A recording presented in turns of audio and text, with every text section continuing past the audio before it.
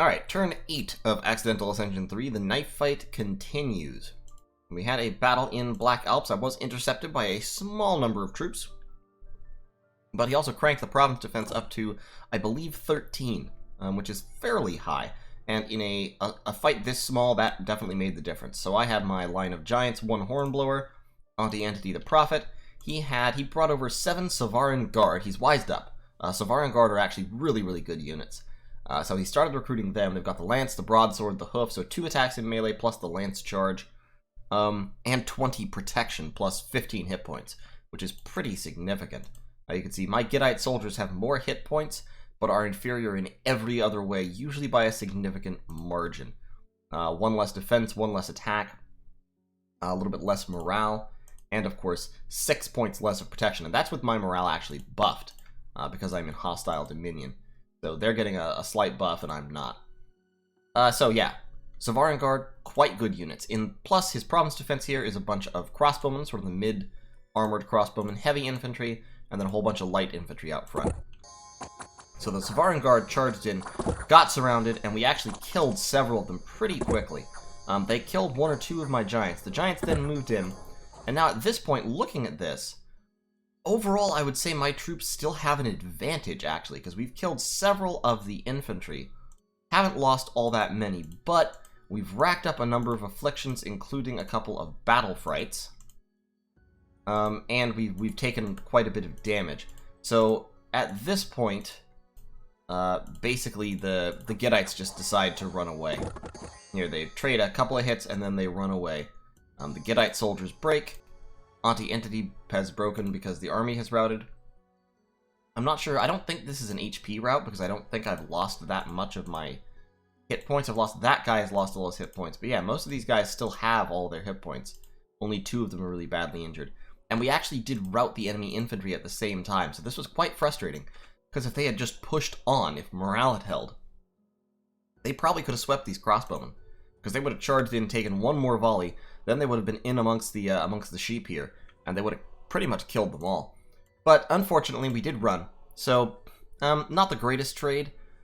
Killing 3 Savaran Guards is 120 gold, so that's not quite worth it since I lost 6 Gittites and my Hornblower.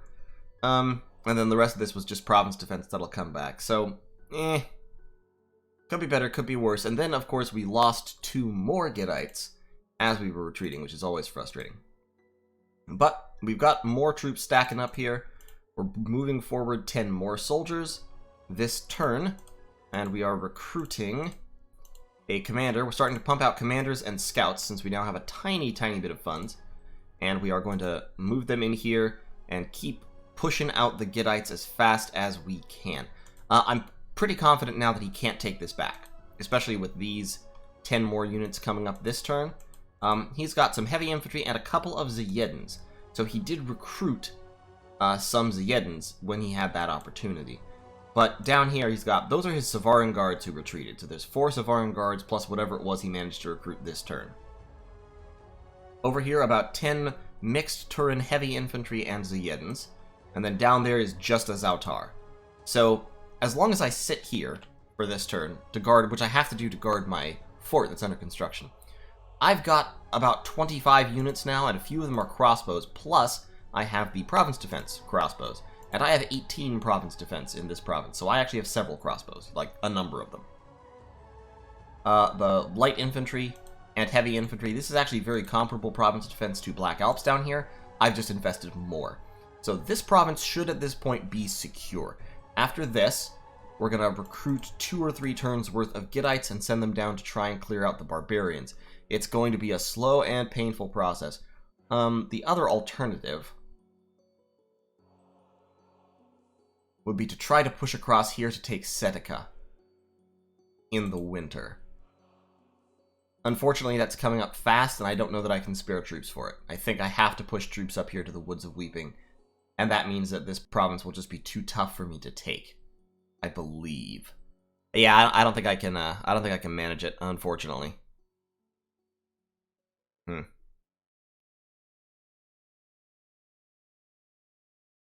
Well, we'll see.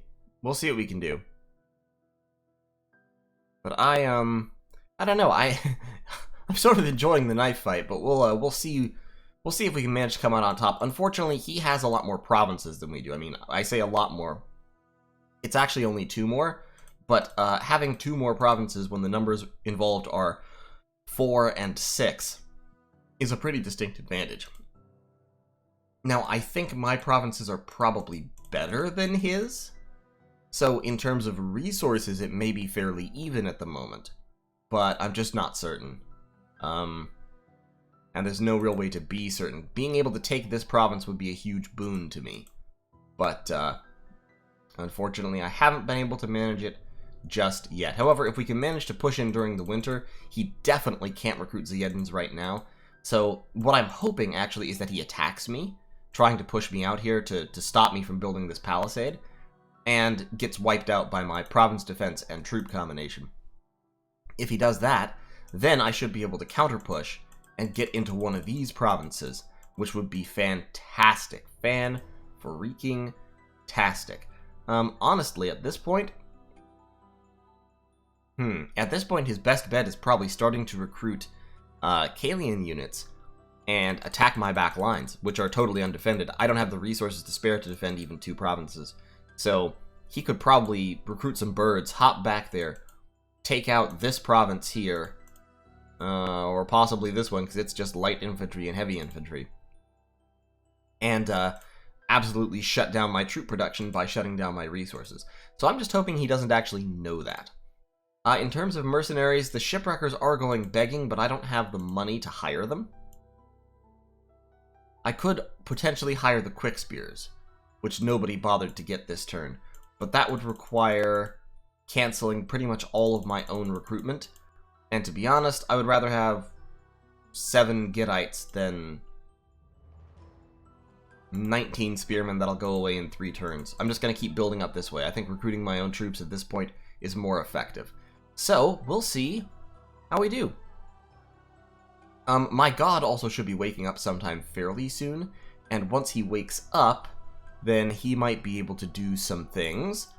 In particular, we're going to go down blood magic because he has paths.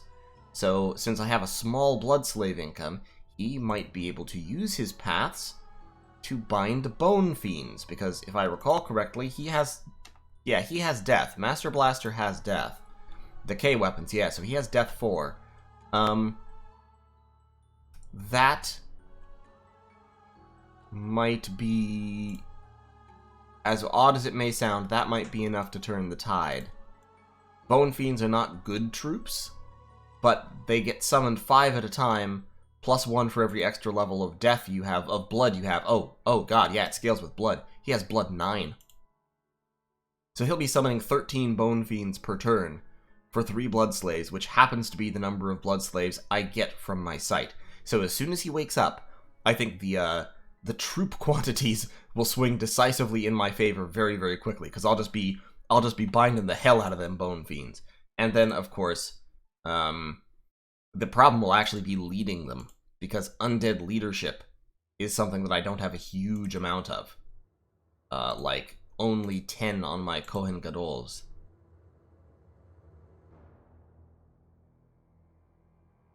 Yeah, that will become a very significant blockade at that point. At that point, I'll actually have to swap over to recruiting entirely Kohens, just to lead them 5 at a time. Or, I'll have to take Master Blaster off summoning duty in order to lead the troops. But we'll see. We'll see what we can do. That's a strategy that might be able to function. So, that means we will need Blood level 2, right after Conjuration level 3.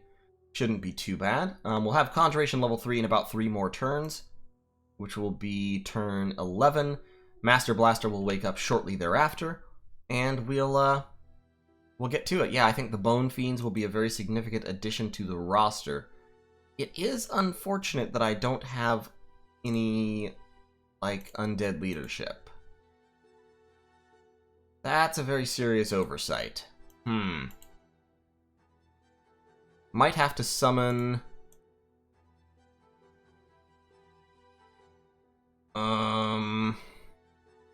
I might have to get a little bit of enchantment research as well, so that I can cast Revive King and get Mound Kings. because Mound Kings can lead undead very successfully. Of course, I have no death income, so that will mean I have to alchemize, but I'm willing to do that, if that's what I have to do.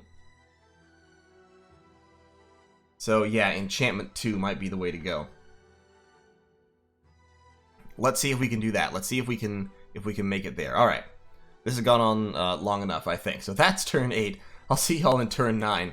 If we can hold out for until Master Blaster gets out, I think we'll have a much better shot at this. We just have to, like I said, we just have to hold out that long, and basically what I'm trying to do is force Raga to commit all their troops in order to counter me, because I'm committing all my troops. So if I can make them do that instead of expanding, then I'm in with a shot. So, we'll see how it works. Thanks for watching, see you next time.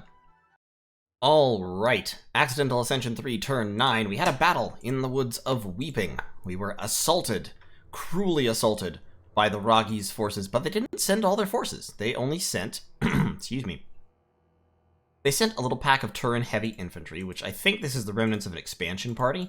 This may even be the remnants of their first army, their starting army, since they have kills and they have experience. So they've been expanding with those troops. They sent a Paigan Salar, a basic commander. They sent their prophet, Aushadar the Prophet. And they sent 3 Zayedans. So they must have recruited these guys during summer.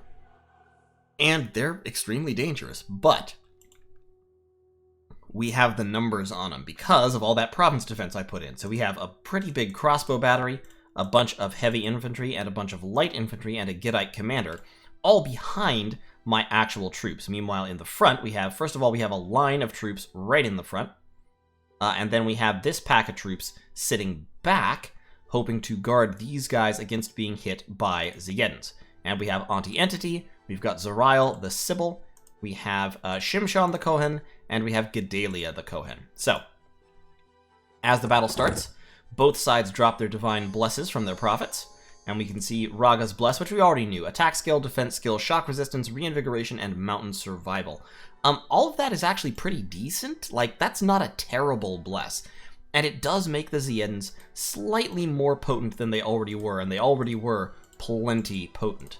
As you can see, all of them have a few kills as well.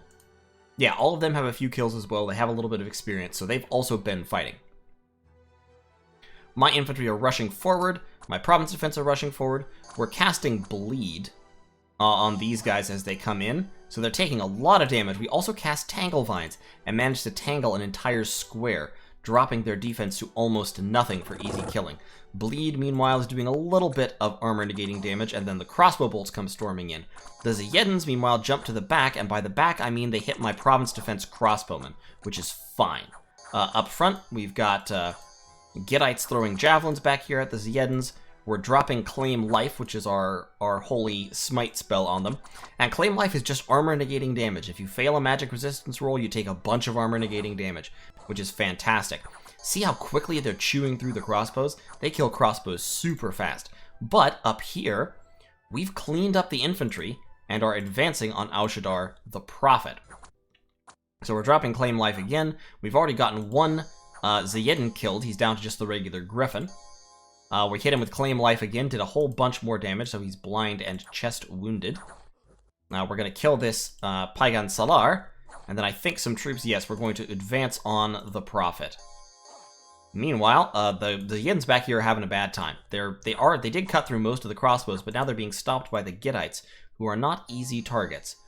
Aushadar is standing his ground, which is not the best decision because he's about to get stabbed by giants. So the Prophet goes down, and with the last of their commanders killed, the Zayedans, or the Griffins rather at this point, both rout, and they take a whole bunch of damage on the way out. So you can see that one has a chest wound, so he has encumbrance 13, hilariously. The other one has a limp, so combat speed by half, attack and defense down. Fantastic stuff. Really, really great. We do take a little bit of damage from Holy Word afterwards, but that's fine. So, also, Daniel San, the Horse Tribe Chief, has become the prophet of Luigi G. Allen, in case we were wondering. So, overall, very, very good. Minor casualties. We lost a Naphtali Spearman and 2 crossbowmen. We had 3 more crossbowmen retreat, but they just retreated to the capital. And in exchange, we wiped out a nice little expansion party, including we actually killed one Zayedan outright, so he's just gone. And then the 2 others we inflicted afflictions on and we reduced them to Griffin status. So if they want to become Zeddens again, which they definitely do, they have to go back home, which will take them a turn. So, in terms of the strategic situation, we don't have any commanders here this turn, which is fine. We have planned on that. I'm recruiting 2 Gibors and 3 Gittite soldiers to back up these troops, and I'm moving this independent commander that I recruited in to pick them up. Down here, we've got an Indie Scout we recruited. We've stopped recruiting Indie Scouts for now, who's going to sneak over here into Ragan territory. Down here, we've got about 20 Savaran guards with those 2 Griffins. He might try to send them in again. So I've buffed up the province defense by a few more points, by 3 more points to 21. And I think if he attacks again, I can still hold him off. I mean, I took almost no casualties. I took, yeah, very, very few casualties in that battle. Most of the casualties were the province defense, and that's kind of the benefit of having this province defense. This province defense will sort of flow around my troops and take the damage. So we're going to set everybody to hold and fire, so they'll all stay in place. We've still got Gedalia casting Bleed. We've still got Zorail throwing Tangle Vines. Shimshon... I can actually stretch these slaves out by giving some of them to Shimshon, and so Shimshon can also be casting Bleed.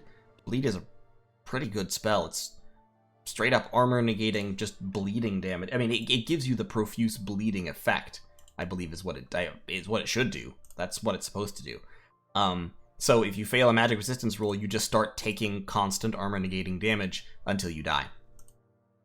There's 2 things the Savaran Guard could do that would be dangerous. One would be come up here and attack me, in which case they might be able to overrun me, although I don't think so, and I certainly hope not. Yeah, there's no point having you move. You don't have any... None of these guys have any leadership. But I don't think so. I think I have the numbers to stop that, since these guys, because it's cold and snowing, they won't be able to move through to help. Or he could go down here and clean out these barbarians, which would actually be okay. Because I would then launch my troops to attack that province. I'll have fairly significant troops here this coming turn, and so they should be able to do some work. It would be very, very nice if I had a priest, actually, next turn. So I'm going to swap one of those guys for a Levite priest. And so the Levite priest and the commander can lead my army, including the 2 sacreds that I'm recruiting down there next turn if necessary, or they can push up here to reinforce this army and force a confrontation. I'm ahead in terms of concentration of power insofar as I can be. He's recruiting a bunch of Savaran Guard every turn. It looks like he's probably recruiting... He has an Arch Seraph here, his god, his rainbow, dual rainbow. He has at least 1 area Seraph, but probably a couple. So he's probably got like 5 or 6 Savaran Guard in Raga. That tells me, interestingly, that... Where is Dual Rainbow? There he is. Because Savaran Guard take 47 resources. So that means that he has at least as many resources as me, probably more. I have 222. He probably has more. And I'm actually, now I'm gold limited instead of resource limited here in my capital, which is funny. I could be resource locked, I think, if I didn't recruit these Gibors. Yeah, if I was pumping out Gittite soldiers, then it would be even. But I really want a couple of Gibors, and I'll tell you why. I've realized this. This has become my strategy. All right, look. My god has blood 9. I don't think I said that. I don't think I explicated this clearly last turn, so let's talk about it now. My god has blood 9. And he has death 4.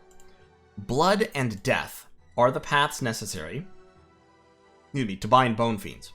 I don't remember if I talked about this last turn. Maybe I did. In any case, he can bind 13 Bone Fiends per cast.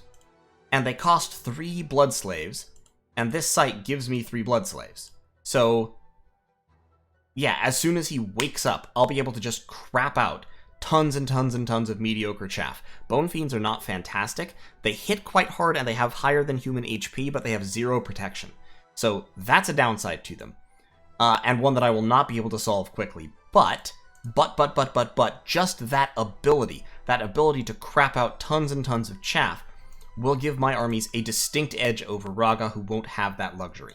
I'm gonna move this scout out over this way to see if Raga has expanded far, actually. Because if he's still down to like 6 provinces, then I might be able to do this. And if he's sending armies out to expand, like, I just killed a small army. This might have been an expansion party. And his prophet, so he can't actually bless his Ziedans anymore. At least not easily, not without recruiting more priests. But he's not recruiting Ziedans, of course. Anyway, I'm not sure where he's going with all of his troops. He moved these guys down here because last turn, that was where I attacked him. Like I said, he might attack me, he might go down here, he might stay in that province. If he stays in that province, fine. That gives me the time to pile my troops up, and more time to wait for Master Blaster to wake up. Now, Bone Fiends require undead leadership, like all demon units do. But, fortunately, I have Yadonai, and Yadonai have 30 undead leadership because they're death mages. So I can recruit Yadonai, who are not very expensive, to lead my undead hordes, and I can have Master Blaster just sitting here, churning out those 13 Bone Fiends per turn, every turn, which instantaneously, like, triples my recruitment. And I don't think Raga will be able to match that. I think that should give me the oomph I need to push my troops through one of these locations, if not both, get into Raga's territory and start wreaking havoc. And the more havoc I can wreak in his territory, the less time and attention he has to cause damage in mine, and the more likely it is that I'll win the war eventually. So, that's the plan, that's the goal. I think I can do it. I basically just have to stay alive until turn whenever Master Blaster wakes up, which will be... he could theoretically wake up any time, but probably it'll be turn 12, 13, 14, something like that. I think I'm actually on an upward swing right now. If this army comes in, I may actually be able to beat it. I might well, with all the province defense I've got. If it doesn't attack, then I will have a chance to move all of these units up, which will more than double the strength of my army up in this province. And then I'll definitely be strong enough to actually start taking the offensive, or probably be strong enough to start taking the offensive. Also, of course, in 2 turns, my palisade will be done, and then this province will be A, better defended, and B, I'll be able to start recruiting Gittites here on the front line. Not all that many, because they do require 15 recruitment points, and recruitment points here are pretty trash. But I'll be able to start... Well, actually, what I'll just do is I'll just double crossbowman recruitment. That's all I'll do. I won't recruit Gittites here. I'll just keep pumping out these crossbows. Crossbows are a pretty good counter to Savarans. So, that's the plan. I'm feeling more optimistic about this. Also, I did actually get my wish. I can cross this river in winter because of the cold. Unfortunately, I can't do that right now because I just don't have the forces to spare for it because I'm locked in this do-or-die knife fight with Raga. So, we'll see what we can do. I've got a friend in Joman down here at least, and Abyssia has agreed to be neutral. So... yeah, we'll see how it goes. In any case, feeling actually much more confident than I used to be. It would take 2 turns to hit Conjuration level 3. Mazikim, it turns out, are actually not going to be the core of my strategy, so I'm going to cancel that, because I want to hit Blood level 2 as quickly as possible. Like, I want to have Blood level 2 researched by the time Master Blaster wakes up, which could be in 2 or 3 turns. So 1 turn to level 1, 2 turns after that to level 2. That will give it to me on turn 12. And so I should be good timing. If Master Blaster wakes up before then, he'll just start researching. He has a ton of research points because he has all these freaking paths. So that'll do something. And, of course, he will also give my Sacreds, which I don't have. I only have 1 of at the moment. He will also give my Sacred his unholy weapons and all that.